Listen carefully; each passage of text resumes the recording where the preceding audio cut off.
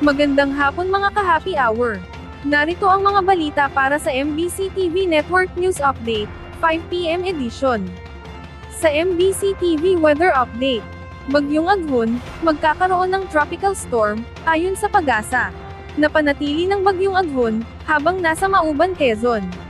Taglay ng bagyo ang lakas ng hangin aabot sa 75 km per hour, pagbugso na hanggang 125 km per hour, at mabagal na kumikilos pahilagang kanluran.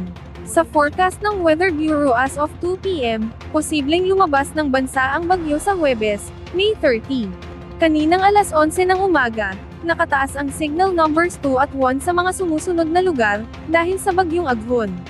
Kabilang ang northern at central portions ng Quezon, kasama ang Polillo Islands, Laguna, eastern portion ng Batangas at Rizal, southeastern portion ng Isabela, southern portion ng Quirino, Nueva Vizcaya, Bataan, eastern at southern portions ng Nueva Ecija, eastern portion ng Pampanga, Bulacan, Metro Manila, ang natitirang bahagi ng Quezon, Rizal, Batangas, Cavite, northern at central portions ng Oriental Mindoro, Marinduque, extreme northern portion ng Romblon, Camarines Norte at Camarines Sur.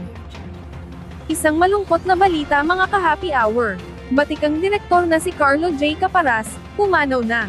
Pumanaw na ang batikang direktor, manunulat, at manlilikha ng comics na si Carlo J. Caparas, sa edad na 80. Sa kumpirmasyon ng kanyang anak na si Peach Caparas, sinabi niyang pumanaw ang ama nitong Sabado ng gabi, May 25. Aniya, labis niyang mamimiss ang kanyang ama at hindi lamang siya, kundi ng iba pang humahanga sa kanyang kakayahan. Sa comment section ng post, nagbigay ng detalye si Peach kaugnay ng burol, para sa mga nagnanais makiramay at magbigay pugay kay Caparas. Kinumpirma rin ito ng kanyang kaibigang si action star na si Senator Lito Lapid. Si Carlo J. Caparas ay isang kilalang Pilipinong manunulat, direktor, at producer na tanyag sa larangan ng comics at pelikula. Nagsimula siya bilang isang manunulat ng comics, bago pa man ito ma-adapt sa pelikula at telebisyon. Ilan dito ay ang Panday, Totoy Bato, at Joaquin Bordado.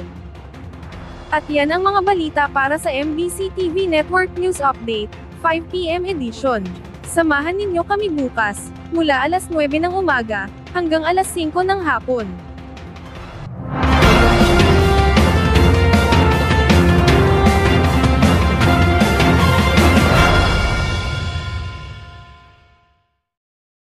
Mga ka-happy hour, kung gusto mong manood ang mga balita sa MBC TV Network News Update, mag-subscribe sa aming YouTube channel, at i-like ang aming Facebook page.